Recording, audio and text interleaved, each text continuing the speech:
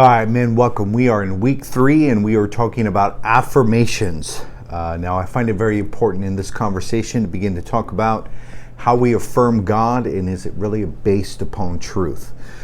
So what we're going to talk about today is affirmations concerning God, and then the next lesson is going to be affirmations concerning ourselves. When it comes to affirmations, I think these two are really the greatest things, is that we begin to affirm who God really is, his attributes, his character, his nature, all these different things, and then begin to affirm who we are and what we have at our disposal, rising up to our royal identity and things like that. So, starting first and foremost, I think it's super important to say that God is love, and that not that he has love or that he is loving, but at his very core and at his very nature, he is love. And so affirming that, I think, is really important, especially in the world today where we have multiple different religious thoughts and opinions and all these different things that kind of set up our concept and our idea of God. What I have found to be true is that most religious institutions and most religiosity in general sets up an image of God that is very contrary to love. Saying that, we have the ultimate definition of love inside of the Bible. Love is patient, love is kind, does not envy, is not easily angered, seeks not its own, thinks no evil. I'm paraphrasing there, but you get what I'm talking about in 1 Corinthians 13 there. Gives a clear, accurate description of what love is. But somewhere along the way, we begin to affirm the opposite. We begin to affirm the opposite about God, that he's not very patient, that he's not very kind, that he just wants to use us for his own purposes, and he's easily angered and highly provoked, got temper problems, flies off the rail, very angry and frustrated. And so with that in mind, we really have to understand that when we affirm who God is, it is love. And that anything that we see from him is motivated from love. Now, it's kind of hard for us to wrap our minds around that sometimes. When we read the Bible and we see anger, we see frustration, we see his wrath come out.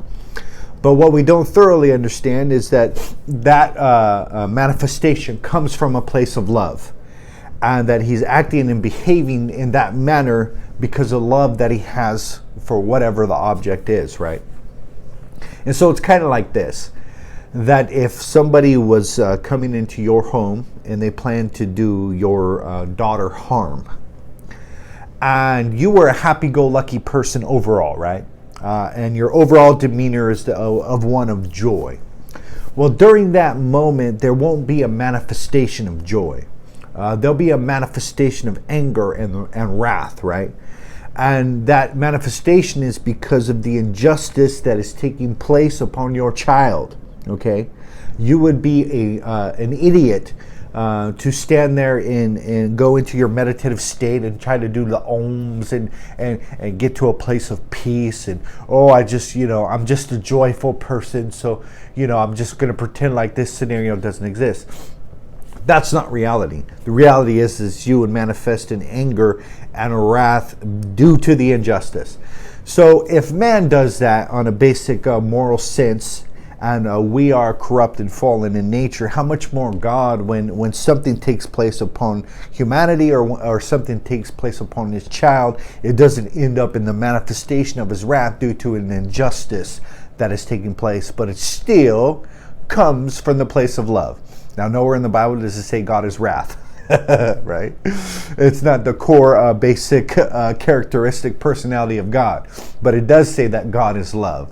And so I think once we begin to affirm that, we can begin to experience the reality of that.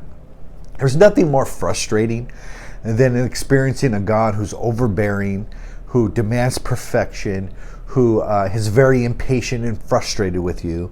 And it's a very negative experience. But the reality is that a lot of people are experiencing a God just like that. And this is the way that he is manifesting in their life. And the reason is because up here, that is their mindset. And that is that the God that they affirm. I remember watching a movie recently. It was about the planes during the 2001 World Trade Center, and the plane that didn't make it to its destination, and the religious zealots that were in there for their cause. And as they were planning to take the plane down, they were praying for strength to their God and for them to empower them. And this is kind of the mindset I'm talking about here, is that if the manifestation of God is wrath, and he is angry, he is frustrated, he demands perfection and all of these things, we are going to manifest the same attributes inside of our lives. So every affirmation that we have about God actually gives us permission to behave in the same manner, because this we know, that we are called after his own image and after his own likeness, and begin to manifest his character and attributes, right? And so if he manifests these things, then I am free to manifest these things also. And so this brings us to the ultimate conclusion, that we become like the God that we believe in. And so when we're affirming God, or affirming things about God to ourself and to our mind, it's important that they be kind of rooted in the fundamentals and based upon truth. Because if we start affirming falsehood concerning God, we're going to begin to manifest. That's the way our relationship's going to be. And also, not only that, that's what's going to begin to manifest through me. So if I believe that God is like this close to striking me down with a lightning bolt, and that I basically get on his nerves all the time, right? That same manifestation is going to flow through us to other people, and people are going to be walking on eggshells around us, and people are going to be that close from us disowning them and all these different things. And we don't really correlate the connection between what we affirm about God and what we act out in our behavior. But it is a powerful, powerful reality. So God revealed to Adam he revealed himself to Adam as the creator and the giver of life. Adam was his creation, and he breathed in him the breath of life, and he became a living soul. And then what began to happen was God began to set the frame for Adam, right? And that is that he was told that he was to be fruitful, multiply, grow and expand, have dominion, and subdue. And this mandate was given to both him and his wife. Now, Adam could have said, you know what? Those are beautiful intentions, God. Nice intentions. Nice purpose there. But I'm going to refuse to carry out that purpose, right? He had the ability to do that. And actually, that's what he did by partaking of the tree, as we know. So, but God still set his intention as the creator. The creator gets to define the intention, right?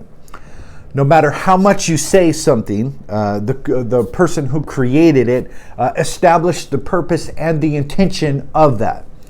Now, it could be used for multiple different things beyond the creator's intention. But the fact and reality is that it was created for a specific purpose and an intention, and the frame is set: be fruitful, multiply, grow and expand, have dominion, and subdue the earth. Okay? That is the authority and the intention. Now, what I find today is a gravitating towards removing ourselves from God's intention, right? Male and female, it said, Jesus said in the beginning, God created them male and female, right? And he set the intention as the creator.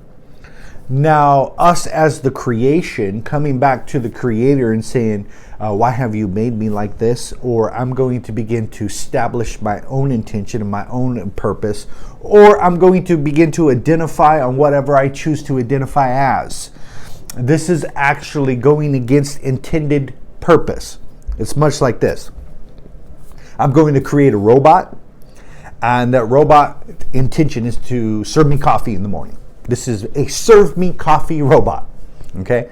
So I am the creator, and I make this robot, and I go through the detail of all of these things, right? And somewhere along the line, this robot takes on a mind of its own. Now it's after weeks and weeks of coming to me every morning and serving me coffee. I'm like, "Ooh, this robot's awesome. I created a great thing." And then somewhere along the way, this robot getting a mind of its own says, "You know what? I'm not going to serve you coffee anymore. I'm going to serve you orange juice. I don't even like orange juice, right? I want my coffee." You get what I'm saying?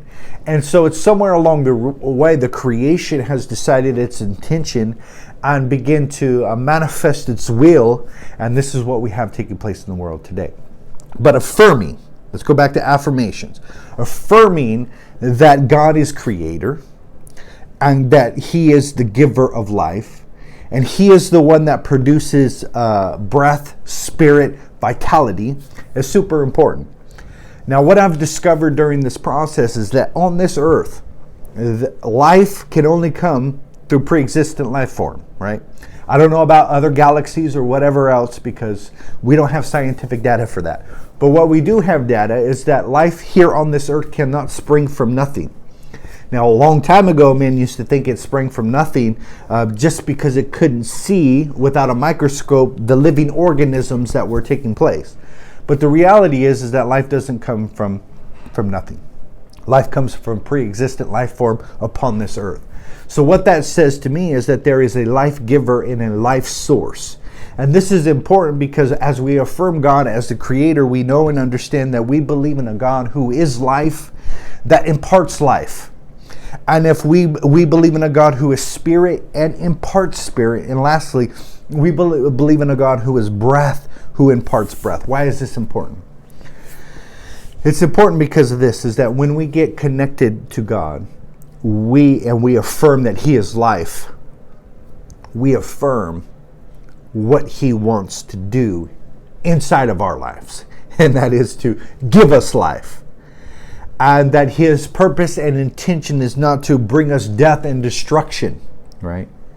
See, the enemy has come to kill, steal, and destroy. But Jesus said, "I have come that you might have life and have it more abundantly." So there is an influence in a spirit that desires to bring death, and there's an influence in a spirit that desires to bring life. And these two are very contrary to one another. But what goes a step further is in my mindset, I get to decide which one I'm going to feed. I get to decide which one I'm going to partake on, same way Adam did. What is manifested to us today is, am I going to partake of the knowledge of good and evil, or I'm going to partake of the tree of life? And these are the choices that are before us. But not only that, so it comes to our mindset and comes through our mouth, and that is death and life are in the power of this tongue. And that I can begin to believe the truth. I can begin to walk in the truth, and I can begin to decree and affirm the truth with this mouth. And affirming that God is life, and he is going to bring me life. Causes me to look at every situation of my life and know and understand that God is going to bring life to this situation. Okay? So in the New Testament, it was defined as Zoe, and it was the definition of Zoe in the Greek is the quality of life possessed by the giver. And what that means is that God takes his quality of life, his mindset, his belief system, his paradigm, his character, and his attributes, and he comes and he brings it into us. Now all of a sudden I begin to manifest God inside of this world. I begin to manifest his character and his attributes. Now the reason why the fruit of the Holy Spirit is called the fruit of the Spirit, because it is the byproduct of the Holy Spirit working in our lives. That is the character and the nature of God: love, peace, joy, gentleness, goodness, faithfulness, goodness, all of those things, right? And so as we begin to affirm who God is, in reality, we begin to manifest the same character and the same attributes. See, I affirm that he is life, and that his life operates on the inside of me. And I possess the quality of life that he wants to give me. This helps really with the manifestation of I'm going to bring life everywhere that I go. And I'm going to begin to manifest and speak life inside of my environment. This is the same thing that God did as creator. And as we affirm God as creator and as the giver of life, we understand too that we are most like him when we are creating and bringing life. Okay? Once again, we are called to manifest his character and his attributes. Once we begin to affirm the truth about who he is, he begins to operate in and through us. Now all of a sudden I begin to affirm that I am a creator as his child, and I have been called to create. Not only that I'm going to be used as the instrument, and he's going to flow through me to bring life to everyone who is around me. And you see how these affirmations work. Man, they're so powerful. So I'm most like him when I am creating and bringing life. God revealed himself to Abraham as provider. Most of us who have been raised in this thing, who have been around the Bible for any length of time, knows how this came about when he was tested in offering his son Isaac on an altar, and God come through and provided a way.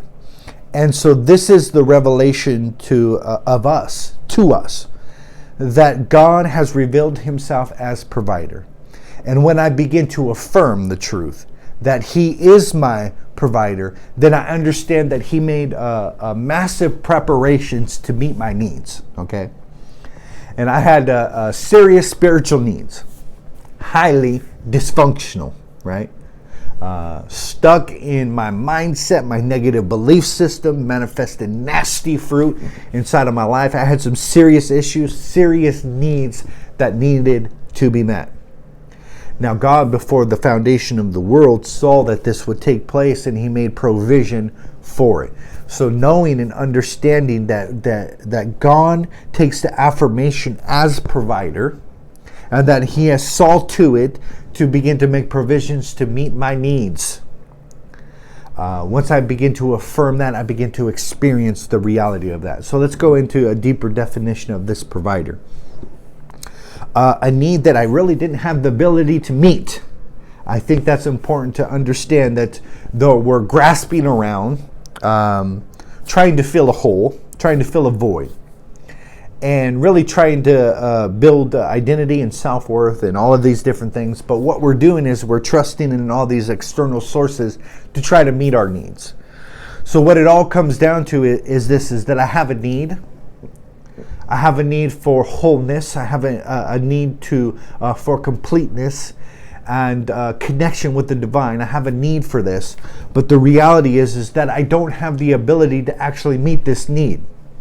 And that I go and I try through multiple different religions and seminars and drugs and alcohol and experiences and all these different things, trying to fill the hole, only to come to the conclusion that I don't have the ability to do this. And this is where we begin to understand that God is our provider. And that is, there is a need in us that can only be filled by divine agency. Okay? And we can only come to the place of fulfillment and satisfaction as his spirit is beginning to operate inside of our lives. Ooh. Okay, so to supply something for strength and support. Man, this is such a positive affirmation that God is my provider, and he is the one that has supplied something to me so I could stand in strength and I could be supported. Man, that's a powerful reality. Now, to make something available to and for. Now, when you make provisions for something, provisions is something of substance to take care of your needs. Like if you're in the military, they have these, little kits and their provisions, and they, I've ate one of them before. They're really nasty, but it'll keep you alive, right? You have your provisions there. And that is to make something available to you and for you. Now, the provision that we have is grand in scale.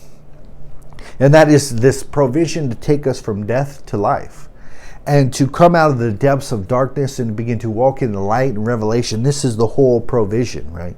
And where we were once disconnected from God, we are now connected, and we are empowered, and we're energized by his spirit. Lastly is to furnish and supply a need. So on this revelation for Abraham, it's a common thing for the gods to demand human sacrifices. I mean, he was a worldly man. He came from the religion of the Canaanites of the day, And he was raised up in this system and this mentality. So when God said for him to go sacrifice his child, it wasn't like, oh my God, I can't believe you would require that, right? It wasn't even in his mindset. He did believe that this God was different and that he would provide. And he actually made that decree and that declaration that God will provide, okay? And then, of course, he did. And so in this story, God really manifests himself as, I'm different than anything that you have ever experienced. I'm different from the gods of this land. All the gods of this land require you to make provision. And that is, you must provide. And that is, the provision goes this way, right? You sacrifice, provide this way. But God had manifested in a different revelation, and is that I am the one who is the provider. Okay? And I'm the one that provides this way. And I think this is really, really important to grasp, because what we're trying to do inside of religion and religiosity is to have a sacrifice that is acceptable, and that is to prove by our character and conduct that we're somehow worthy, and we give and we give and we give, we sacrifice and we sacrifice, not understanding that God is the one that sacrificed for us and made the provision available to us so we can begin to walk in that. Now, once we begin to understand that, the struggle involved in that situation begins to stop. So, I affirm that he is my father. This is the ultimate definition of a provider. I affirm that he is my father and he is the provider inside of my life. And that means that he helps me, he guides me, he assists me. When I need support, he is there. Okay? And when I begin to affirm that, I become much in the same manner. And that is, in this world, I'm going to begin to manifest myself as a provider. And that I'm going to begin to take care of those under my care and under my responsibility. And once we begin to experience God in the reality of a provider, we can begin to manifest those same awesome attributes and say, you know what, I am going to be a provider also. Next one. God revealed himself to Jacob as God is our shepherd. Man, I love this one. Now, Jacob went through a lot of different things that happened environmentally that were going on inside of his world. And one of the biggest ones was famine. And that they went through a period of very darkness where there was a lot of scarcity. And God revealed himself in a very mighty fashion. And he gave this really revelation of God as the God who feeds. And it's translated as the God who is my shepherd. So Jacob knew God as the God who fed. And that is the powerful reality. So a shepherd is one who causes the sheep to move to a certain location. And what that is basically a motivation, a prodding, if you will, in the right direction. So it's important to understand in this affirming of God who feeds me, or God is my shepherd, that he is the one that motivates me. And he is starts in us desires that we begin to want what he wants, and this is really the start of his motivation.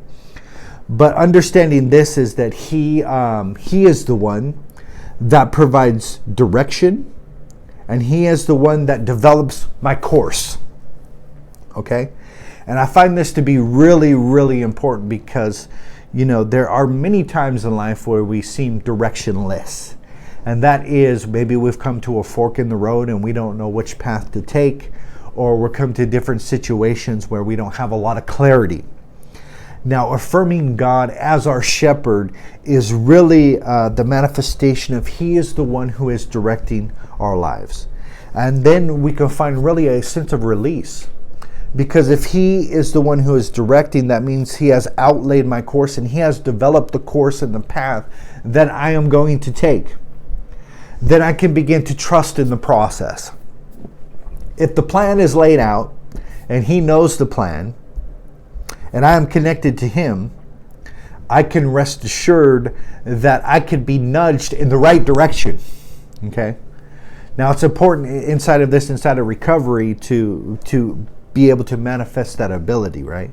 And when we are sedating, when we're addictions, and we're in those things, we can't even really sense the prompting or the gentle nudge that God has for us. So it's super important for us to begin to manifest this reality of God, to really come outside of this sedation and the addiction, so we can begin to be aware, so we can notice and pay attention that God is moving, and that at His gentle nudge we can change and go to a certain direction that He wants us to go. Also inside of this is the shepherd cares for the sheep, right? And that is that the shepherd is the one responsible for supervision, for watchful attention. It is the person who is in charge to look out after. And that is the responsibility of the shepherd. It's much like a pastor who is called an overseer. This gives the analogy of shepherd. So, in all of this stuff, God is taking on the responsibility to be our shepherd. And when we begin to affirm that reality, we understand our place as sheep. Doesn't sound very good in today's society to be a sheep, but to be His sheep. And that is that we can be guided and directed by Him, and that He is the one responsible for our own personal development and maintenance in the operation of our lives. Now, our part in this process is begin to yield. It's much like this. The example of the potter and the clay. And that is, He is the potter and I am the clay. We have established and affirmed that He is potter, I am clay. He is shepherd, I am sheep. Okay? And as He puts me on His wheel, right? And he has to get it workable. So it's like, a lot of pressure, a lot of maybe hitting, and just really deep formation. And that's what really begins to happen in our lives as He begins to direct us. It's uncomfortable, right? This old lump of clay that didn't seem of much use is going to be put for a glorious use, right? And so He's the kind of potter that comes upon a vessel that might be damaged or marred in some way, and He says, how can I bring restoration to this? Now, we look at those lives and we look, oh man, this life is falling apart. It's cracked, it's tattered. I mean, this person's kind of useless, right? Let's just just throw them to the side because they're never going to accomplish anything. But God does something far different. And He sees that that tarred life that is shattered, and He begins the process of restoration. So I find that very relating to the shepherd and the sheep, being the potter and the clay, and He's the one that is forming and fashioning us into something great. So, I affirm that He is my shepherd. That affirms that He is the one who is the director of my life and responsible for my growth and my development. And bottom line is, when we need guidance, when we need direction, begin to affirm that He is your shepherd. Now, as we begin to see God in this fashion, we begin to be formed in the same image. And that is that we are all called to rise up to a level of leadership. If it's only leading our own households, we are still called to leadership. Okay? And that is that we are called to shepherd. And as we begin to experience His shepherding inside of our lives, the way He cares for us, guides and directs us, we are able also to be the same to others. Now, I firmly believe that in a leadership position, this should be thoroughly experienced with God first. Nobody has the ability to be a shepherd who is not being shepherded, right? And so you have to really experience this reality with God and begin to manifest all these positive fruit inside of your life, so you can begin to conform into the same image. That is the powerful reality. God revealed Himself to Moses as the God who heals. And I love this terminology because it is God our physician. That was literally what the revelation was. The God who heals. And somewhere during this process, God began to communicate, like, if you begin to follow me, you begin to yield to me and listen to what I say, none of the plagues that happened to Egypt will happen to you, and you will know and understand that I am the God that heals you. Okay? But it was on this journey and a process of yieldedness that this reality was going to take place. But that God was going to step up, and God was going to be their physician. What I see in here is really a pattern of where God wants to take and direct our lives to. And that is, it all starts with the affirming that he is creator and he is life. And he brings us to understand that the revelation of who he is Father, and he is going to be the provider. And not only that, that he is going to be the shepherd, and then he is going to guide and direct our lives, okay? Now, each lesson, each revelation is built upon the other. And this is a progressive thing that he wants to take us all through. This is all the process of discipleship to begin to affirm who he really is, so it can begin to really manifest inside of our lives. And so what we often do is like, God, I want to come to you like somewhere in mid-journey. I want to experience you as my healer, right? And we don't even understand the first part of the process yet. We don't even see God as creator, as the giver of life. We don't even see God as our Father, as our director, and all of these different things. And when we want to jump to God as our healer. And I see this really manifesting inside of the lives of men. So God revealed himself to Moses as the God, our physician. Okay, and then that means he's going to mend something. That means he's going to set something right. He's going to be the corrector. That's once again goes into a father figure. This is a really important revelation, and I just got it. That this is the ultimate definition of really fatherhood. That it starts out first as creation, right? That you're going to create another living being, right? And that you are going to plant the seed, and you're going to be the giver of life. And that child is going to know that you are the father and that you are the provider, right? And then it's going to know that that you are the shepherd, and that you are the one responsible for the care and overseeing of their life. And then it comes to this, is that you are going to be the person who begins to shape and to mold things, right? You see how this progression is working. So to put in good working order again, and restoration of health. You know, I find in this process of coming to God and experience his life, and having my mindset shift to he's my father, he's going to be my provider, director, corrector, and all of these things. Really experiencing the release of trauma and pain.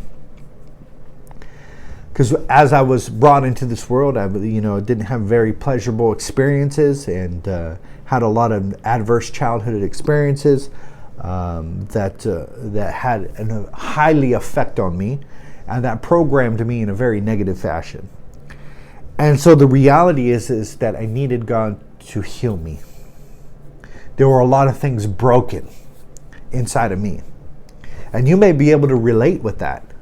If you're listening to this program for any length of time, I imagine that you're going through trauma and letting go of adverse childhood experiences, and you're beginning to walk in this new life and experience God in a new way. He wants to bring us to the place where he begins to get things in working shape. And that is, when we are in addiction, we're trying to comfort ourselves and self-soothe, and our very negative coping skills that brought us a lot of pain. We kind of mess things up. That means we kind of messed up our mindset, and our mental health is at a very low. Our family life, as far as relationships with others, we brought a lot of pain, and maybe we were selfish in a great way. And we brought a lot of pain to other people. This has affected our body in a great fashion, and affected our finances, and of course our financial future, and all these different things. So to say this, that addiction in its most strong sense, is a destruction of your frame, family, faith, fitness, and finances, and to begin the deterioration of your holistic life. Okay, and coming to God starts a restart, and it really starts a restoration process. And He brings us to the place where we understand that He is our physician, and He has the prescription. Okay, and it's not an pill. Now, the old ancient term for prescription was a precept or a commandment or an admonition, right? That here's the solution that I have for you. Take this, and this will manifest a lot of fruit in your life. And that's what He's doing here through His Word as we begin to accept new truth and a new mindset in the way He sees things. We are actually taking His prescription, okay? And it's going to begin to manifest health inside of our life. Now, the frustration is that we want ippity-boppity-boo, and that is that we want to be miraculously healed and delivered and never have a desire for any evil or sin again. And I've heard people speak of God doing that for them, and I'm very skeptical and jealous in a little bit of way, because if that is true, then God just picks special people to not have any sinful thoughts anymore. But the reality is I think they're lying. And that is that we might experience a radical transformation that leads to some outward behavior modifications and behavior changes. But there is a lot of things that happen inside of a process, and healing is really one of them. Okay? And we don't magically get delivered from every negative subconscious belief, every mindset that has come our way in a moment. Man, I've been on this journey for a cool minute, right? And I'm going through this process of healing and restoration and becoming whole. And I can tell you that it wasn't a ippity-boppity-boo moment. It was a daily journey of walking this thing out. So let's get out of the mindset that the physician is going to magically make us better. It is a process. So his goal and intention is to mend. And that is what's cool about this definition, and if you're in recovery, I think you'll like this definition also. But it is literally the God of recovery. That's the modern translation. The God, the physician, the God who cures, and the God of recovery.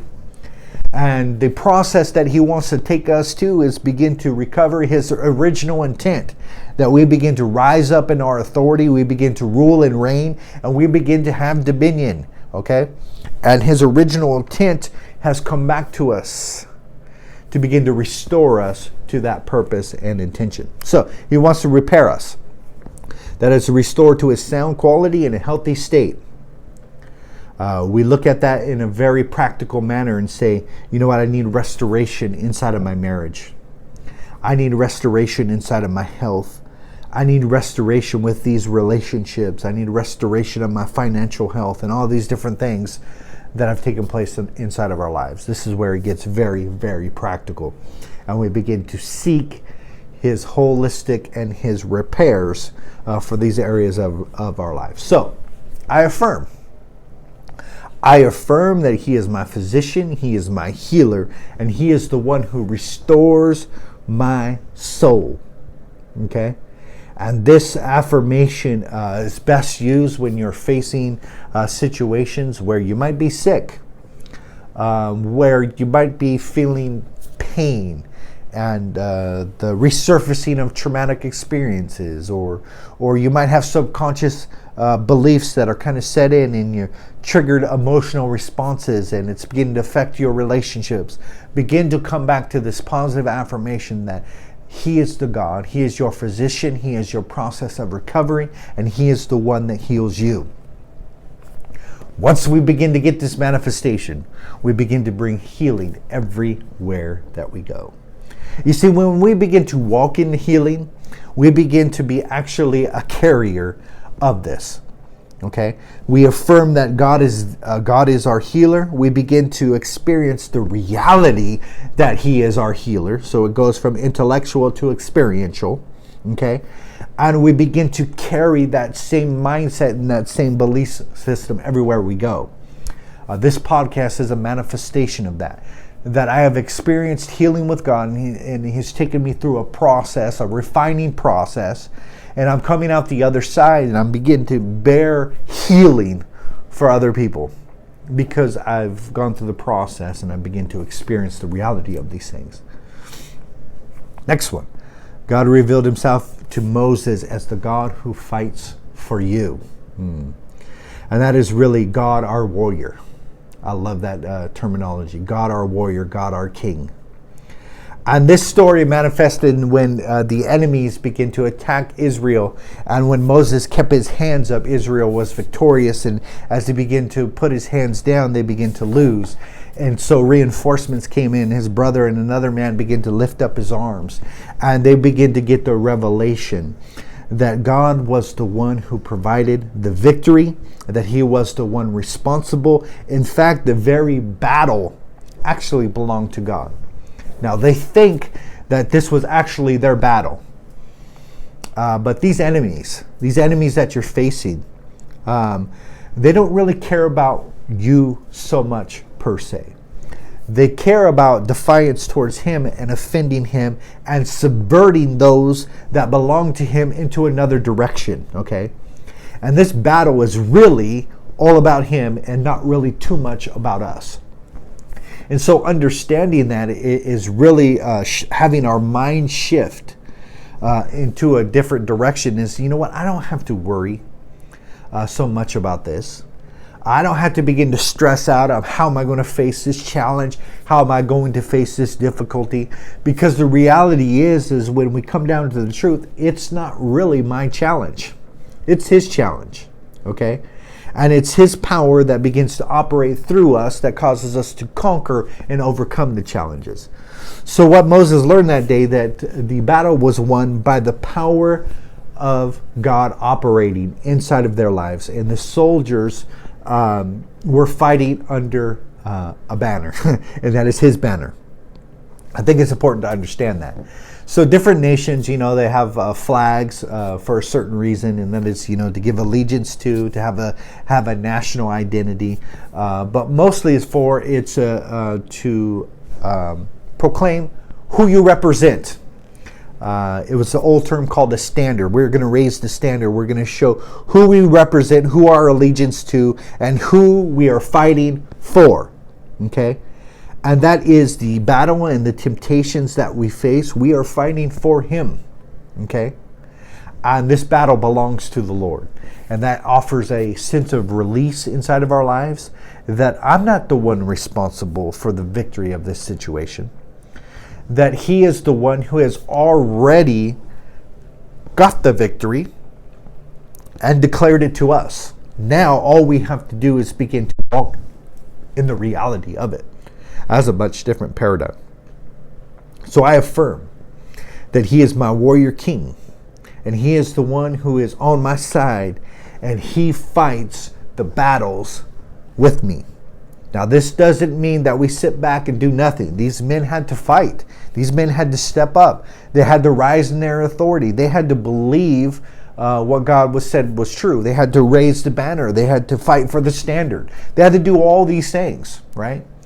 But ultimately, it was God who brought the victory, and we can trust and rely on him to do so. Powerful reality. This helps.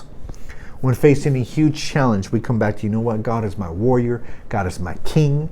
God is my banner, and I'm going to raise the standard, and I'm going to really pledge allegiance to him and be identified with him, and everybody's going to know who and what I'm fighting for. So, we become like him when we experience and affirm the reality of God as our warrior, fighting our battles for us.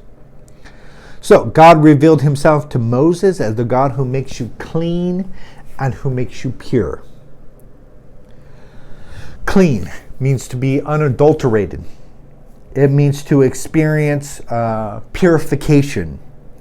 And it means to prepare you for something beforehand.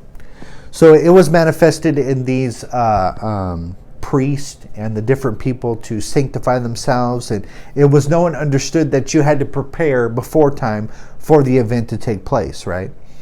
And so it was a purification process that began to happen inside of their lives. And so I find that really true for me.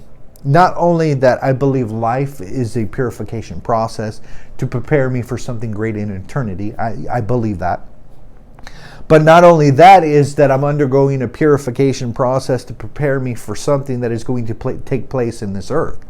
That I do firmly believe that God has a mission and assignment for me to do, and it takes purification in that to begin to come to that place. Because what good is it to begin to operate in the way that God wants you to operate inside of life, and only to succumb to impurity and to have a shame brought upon you, right?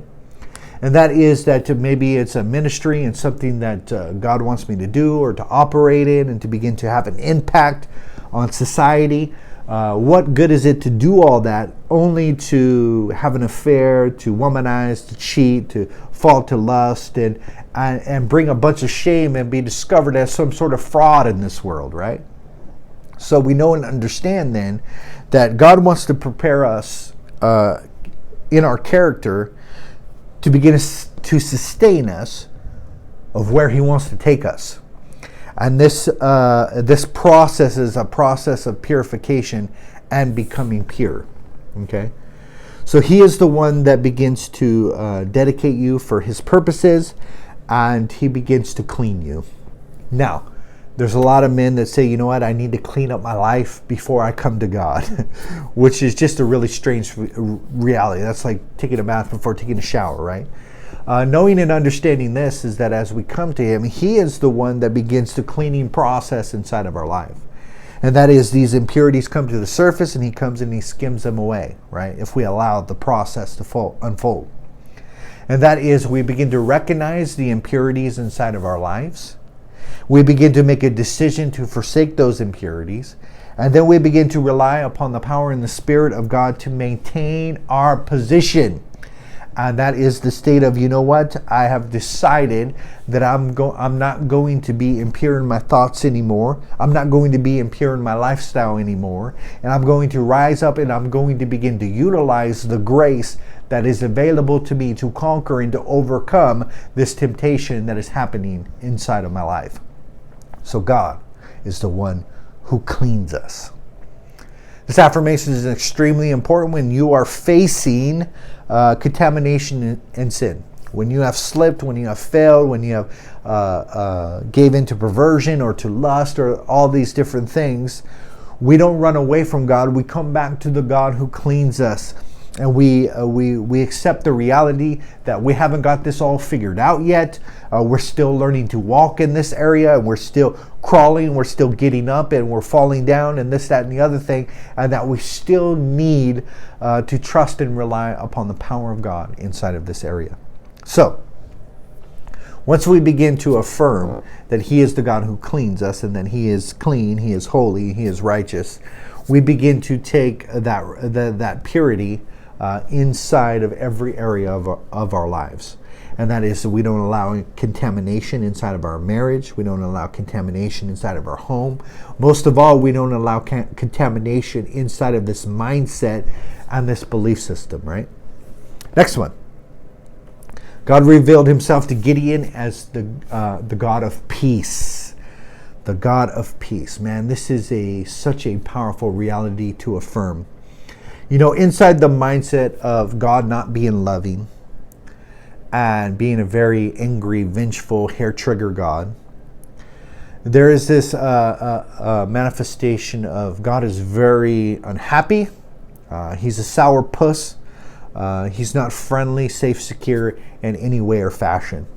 And we get this mindset by religiosity mainly. And that we come to the conclusion that God really doesn't have a sense of humor.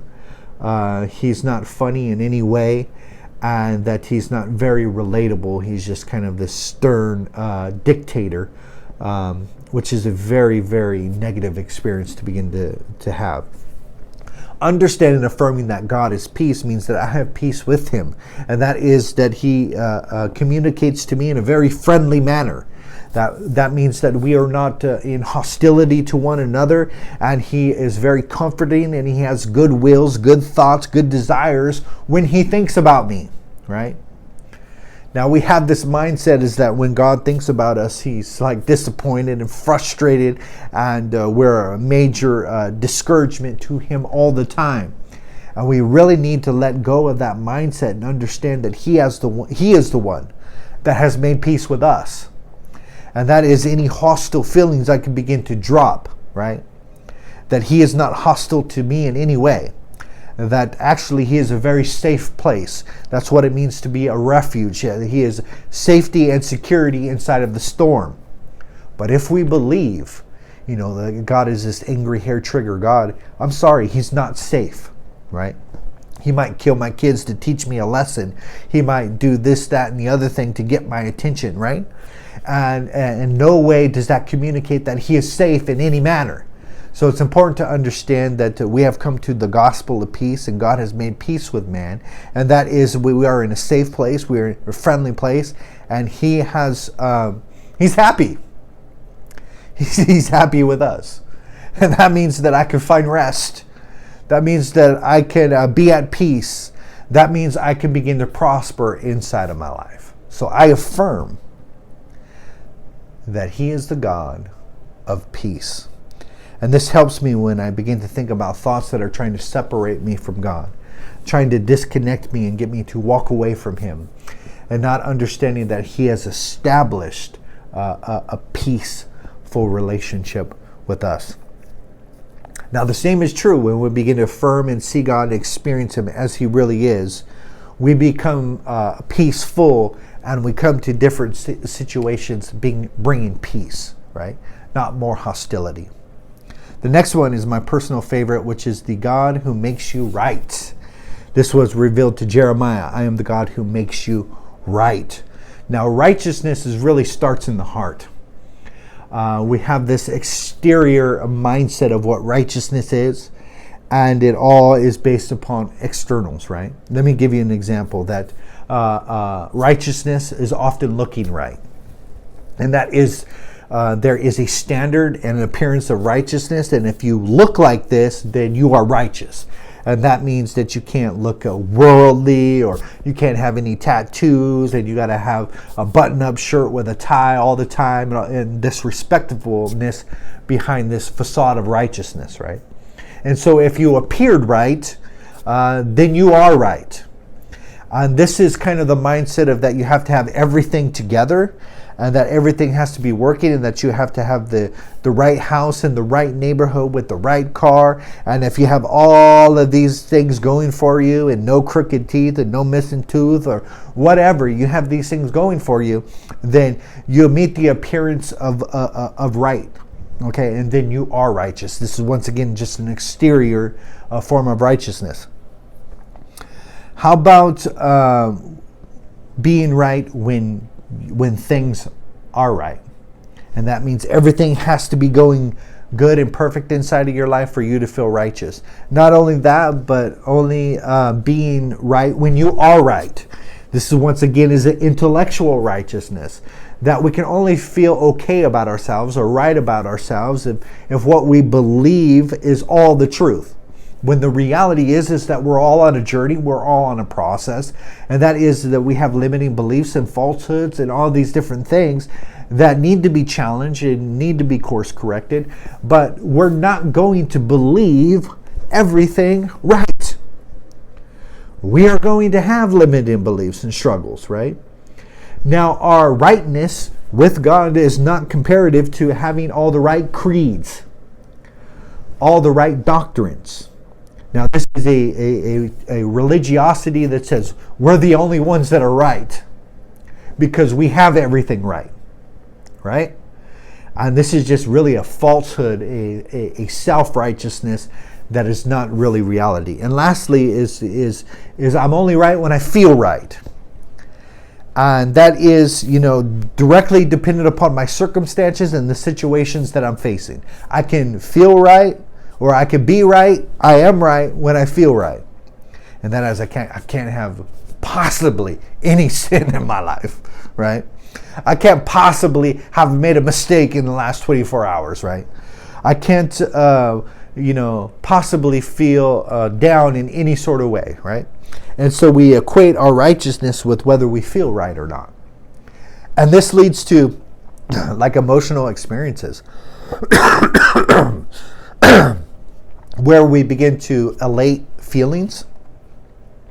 Revival meetings, healing crusades, all of these different things to begin to elate the feelings, so we can be emotionally charged, because we're only right when we feel right. And this feels so right? My emotions are charged, and I'm just elated, and I'm on the mountaintop, and I'm in this secluded experience where everything is good and fine. But the reality is when you come off the mountaintop, you come down to the valley. And that is that you're not going to feel right down here comparative to up here. I mean, this felt so right. But here you are down here, and now you're not feeling right anymore. And this is a righteousness that is based upon what you feel right. So, 3 forms of false righteousness. Look in appearance right, intellectual righteousness where you are right, and third is feeling right. But there is another right. There's another right that God gives.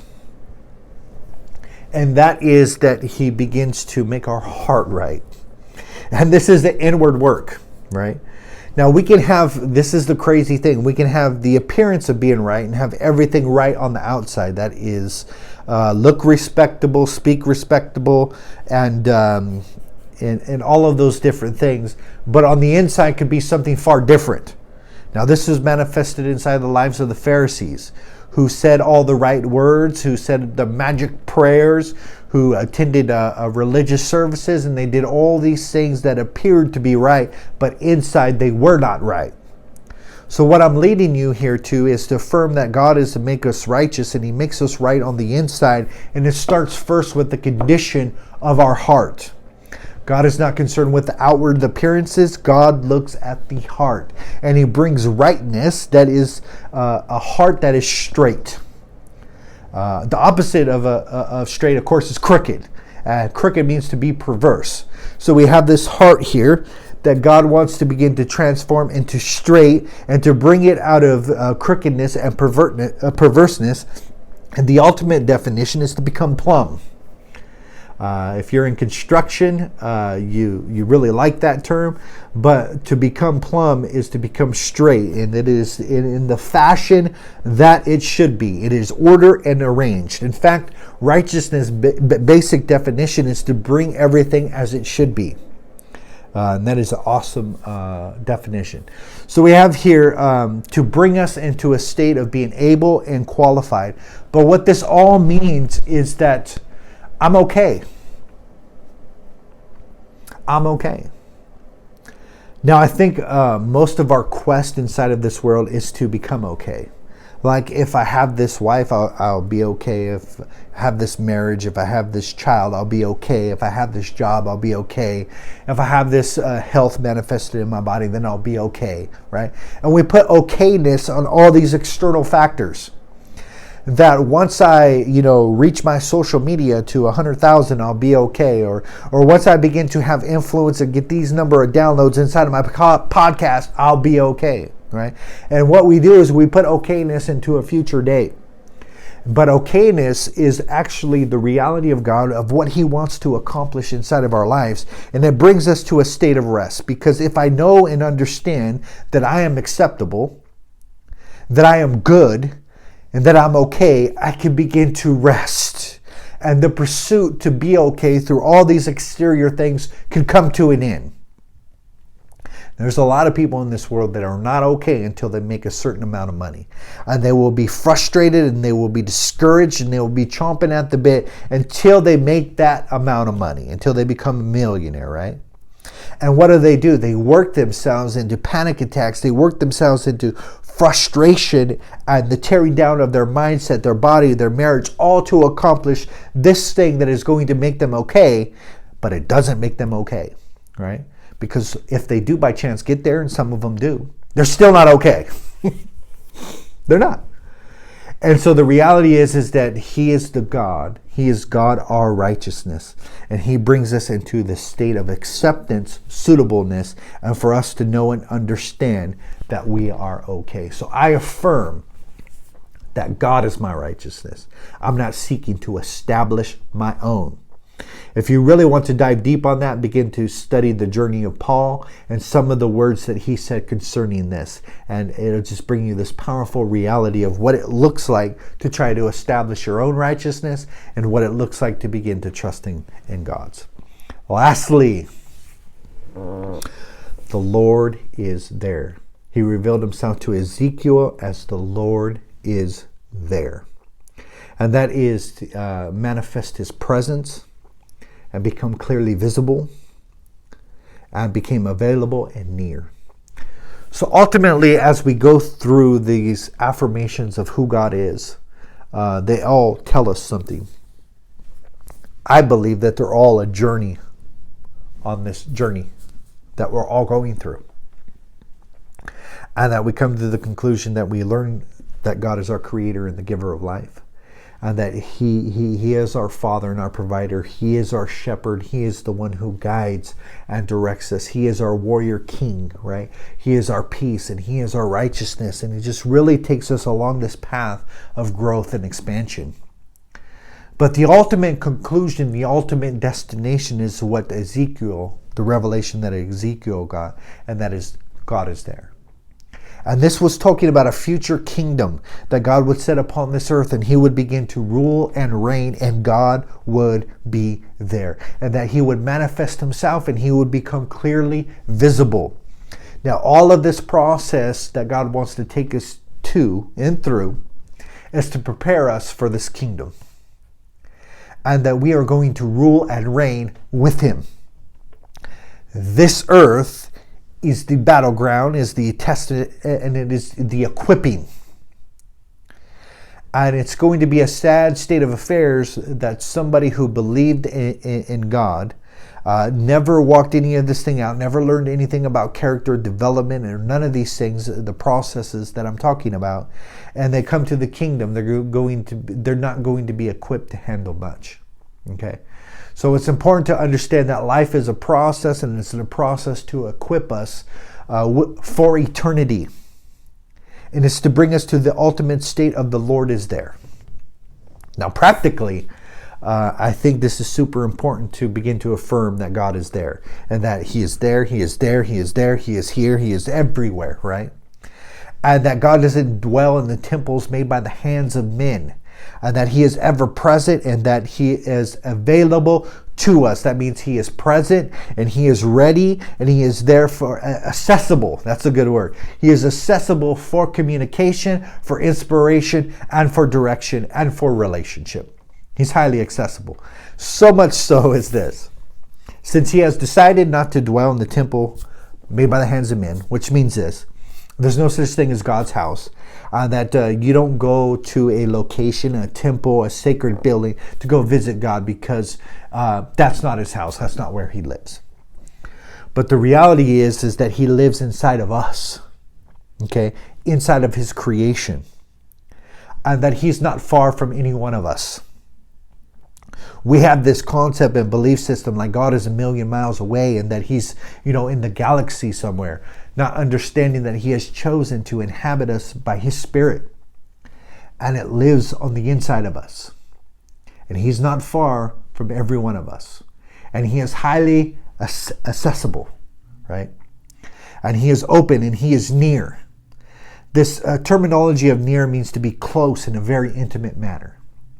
And this is the reality that God has for us. All of it is to take us to a place and to an understanding where God dwells and inhabits us on the inside, and he is near and intimately close and associated with every single one of us. So I affirm that he is a God who is present. Now, this is really important when we feel like God is 1,000,000 miles away, right? But he is accessible and he is readily available. Now, when I begin to affirm that and experience the reality of the way God communes and connects with me, all of a sudden I begin to walk in the same alertness, the same presentness, the same intimacy, and the same closeness with people around me. This might have been the best thing that I've ever consumed and I've ever delivered. There's so much in this. I'm sorry it took an hour. I don't know if many men will get this far, but that's okay. I got this all out. And I appreciate you, brothers. And next week, we're going to talk about affirming your royal identity of who you are and what you have inside of this life. All right, brothers. Peace.